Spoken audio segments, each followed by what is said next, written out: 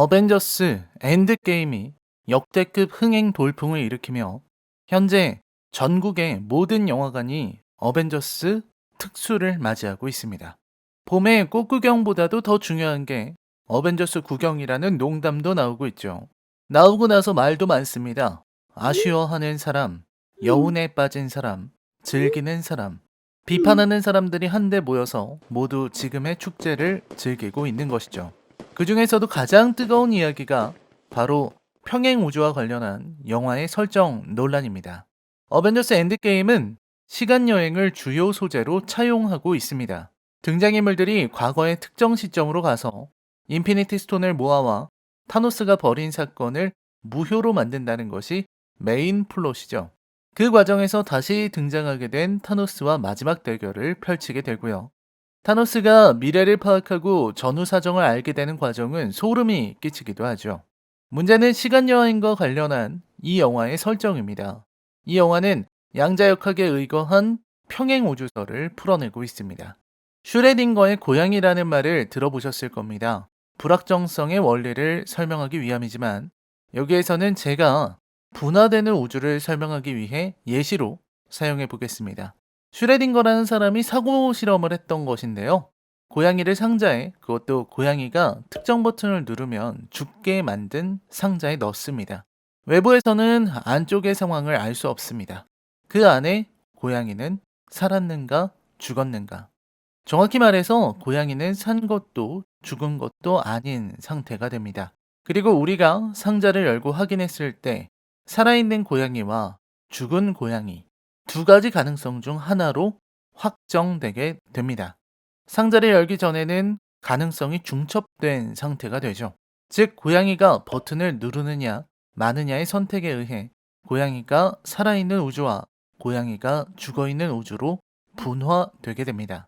이처럼 선택에 의해 무수히 많은 우주로 분화되는 것이 바로 평행 우주이죠. 시간 여행에 있어서 우주가 분화되는 것은 드래곤볼을 예로 들 수 있습니다. 프리저와의 싸움이 끝나고 트랭크스가 미래에서 과거로 왔죠. 트랭크스는 과거의 인조인간을 죽이려는 것이 목적이 아니었습니다. 자신의 미래는 꿈도 희망도 없기 때문에 인조인간들을 이기는 방법을 알아내기 위해 손오공 일행이 살아있는 과거로 오게 된 것입니다. 즉, 손오공의 세계에서 인조인간을 죽인다고 해도 트랭크스의 미래는 변하지 않습니다. 서로 다른 우주이기 때문이죠. 이것과 반대되는 예시가 바로 나비 효과입니다. 영화 나비 효과에서는 과거의 특정 시점으로 가서 선택을 바꾸면 주인공이 사는 현실이 크게 바뀌게 됩니다. 나비 효과의 시간은 단 하나만 가능하며 과거를 바꾸면 시간선 전체가 뒤틀리게 됩니다. 반면 어벤져스 엔드게임에서 과거란 이미 확정된 것이며 과거로 가서 과거를 바꿔봐야 우리가 목격한 오리지널의 시간선과 달라진 새로운 우주가 진행되는 것입니다. 우리의 과거는 그대로죠. 자, 2023년으로 돌아옵니다. 2018년에 타노스와 결전이 있었고 어벤져스는 패배했고 모든 생명체의 절반이 죽었습니다. 그리고 어벤져스는 타노스의 위치를 알아내 반격을 가해 타노스를 죽였지만 이미 사라져버린 생명체는 돌아올 수 없었고 타노스는 인피니티 스톤을 파괴해 놓은 상태였죠. 이제부터 우리가 22편의 영화를 보며 학습한 과거, 즉 영화 고유의 우주를 오리지널 시간선이라 부르겠습니다. 토니 스타크가 동굴에서 망치를 두드리던 과거로부터 우리가 무수한 영화에서 본 사건들이 모두 오리지널 시간선을 구성하고 있고 이건 바뀔 수가 없습니다. 여기까지는 쉽죠. 쥐가 우연히 트럭을 조작해서 스콘랭이 현실로 귀환하게 됩니다. 여기에서의 우연을 저는 슈레딩거의 고양이에 대한 비유로 보았습니다. 우연한 전개임에도 제가 크게 비판하지 않은 이유이기도 하죠. 아무튼 토니 스타크가 특유의 천재적인 두뇌를 발휘해 시간 여행을 가능하게 만들었죠. 완벽한 GPS를 만들었다고 말합니다. 여기에서 중요한 건 토니 스타크가 만든 GPS가 완벽하게 작동하는 GPS라는 사실입니다. 즉, 토니의 GPS는 언제나 같은 값의 위치로 보낼 수 있는 오작동이 없는 완전한 것이라는 전제를 깔고 있는 것이죠.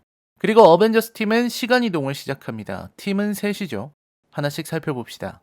일단 2012년의 뉴욕입니다. 여기부터 이야기를 해야 하는 이유가 있습니다.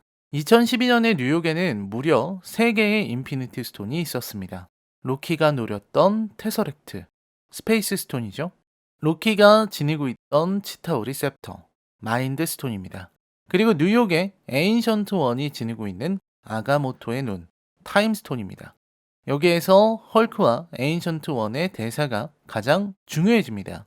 번역의 상태와 설명으로 보면 에인션트 원은 황금색으로 된 시간선을 보여주며 타임스톤이 없어지면 그 황금색 시간선에서 어두운 색의 갈래가 나와 세계가 멸망하게 될 것이라고 말해줍니다.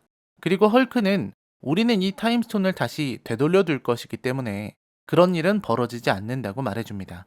실제 헐크가 타임스톤을 돌려주는 모션을 취하자 에인션트 원이 만든 어두운 시간선이 사라지죠. 이 부분을 스톤을 돌려주면 없었던 일이 된다로 착각하는 경우가 있는 모양입니다. 사실 어쩌면 그게 맞는 해석일 수도 있죠. 하지만 저는 그렇게 생각하지 않습니다. 에인션트 원이 보여준 어두운 세계를 저는 다크 디멘션으로 보았습니다. 다크 디멘션의 도르마무, 에인션트 원과 닥터 스트레인지가 싸우는 우주적 존재이죠. 실제로 타임스톤이 없다면 닥터 스트레인지는 도르마무에게 맞설 방법이 없어지고 이 우주는 다크 디멘션으로 들어가 멸망하고 말 것입니다. 헐크가 타임스톤을 돌려주면 도르마무가 세상을 다크 디멘션으로 만들 가능성이 사라지죠. 저는 그걸 묘사한 것으로 보았습니다.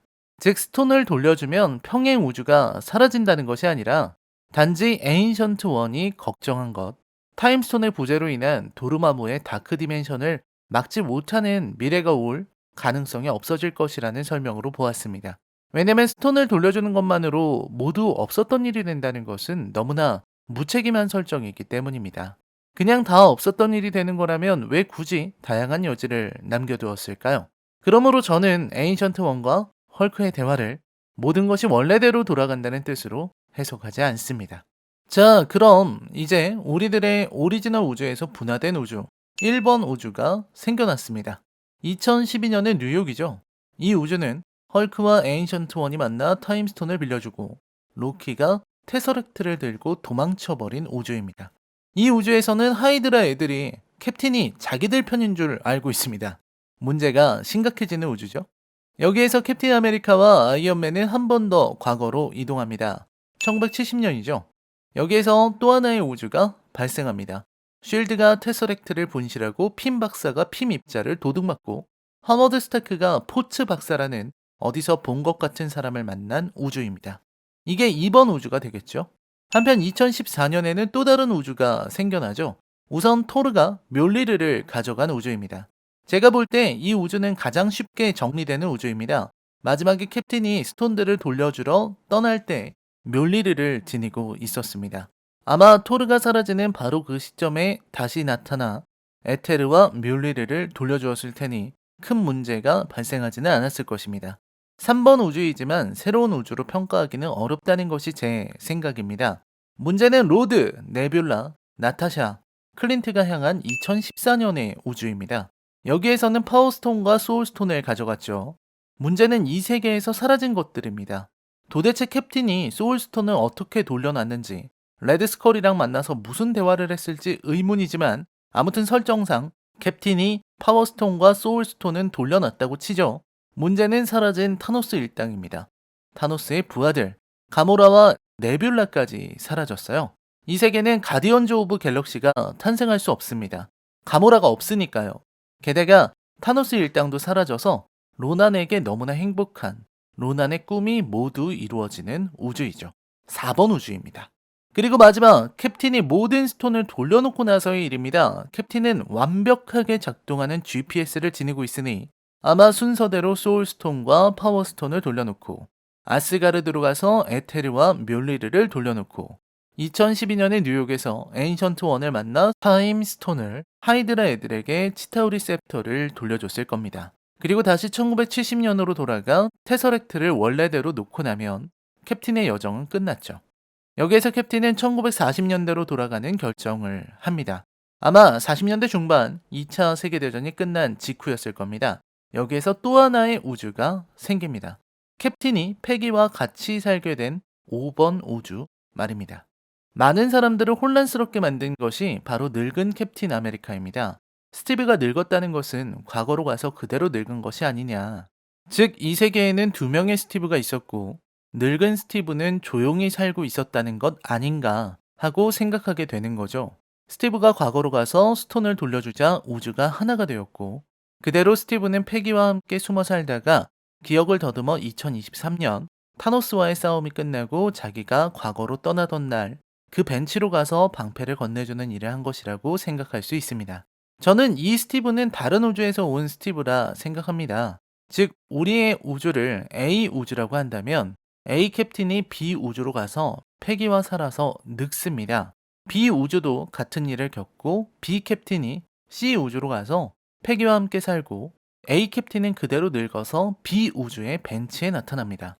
한편 C 우주도 같은 일이 벌어져서 C 캡틴은 A 우주의 과거로 가고 B 캡틴은 늙어서 C 우주의 벤치에 나타납니다.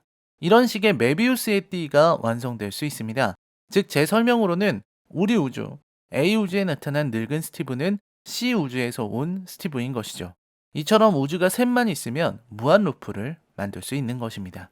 타노스와의 싸움은 끝났고 토니 스타크는 위대한 희생을 했습니다. 그리고 몇 개의 다양한 우주가 등장했습니다. 사라진 로크의 우주와 로난이 행복해진 우주의 이야기는 한 번쯤 더 등장할 수 있는 이야기인 건 아닐까요? 영화는 평행 우주의 가능성을 열어두었고 우리가 그리워하는 히어로들이 다시 언제든 등장할 수 있게 되었습니다. 이야기의 중심에는 오지 못하더라도 언제든 과거로 가서 그들을 만날 수도 데려올 수도 있습니다. 헐크가 에인션트 원을 만난 것처럼 만약 토니의 지식이 필요하다면 과거로 가서 토니에게 자문을 구해볼 수 있는 거죠. 다양한 우주에 대해 정리해봤습니다. 당연하겠지만 이 평행 우주설은 그저 저의 개인적인 해석과 예측에 지나지 않습니다. 재미로 보시고 활발하게 의견을 나눌 수 있다면 좋겠습니다. 여러분의 다른 의견들과 해석들이 댓글을 더욱 풍성하게 만들 것이라 확신합니다. 저는 다음 영상에서 뵙겠습니다. 시청해주셔서 감사합니다. 안녕히 계십시오.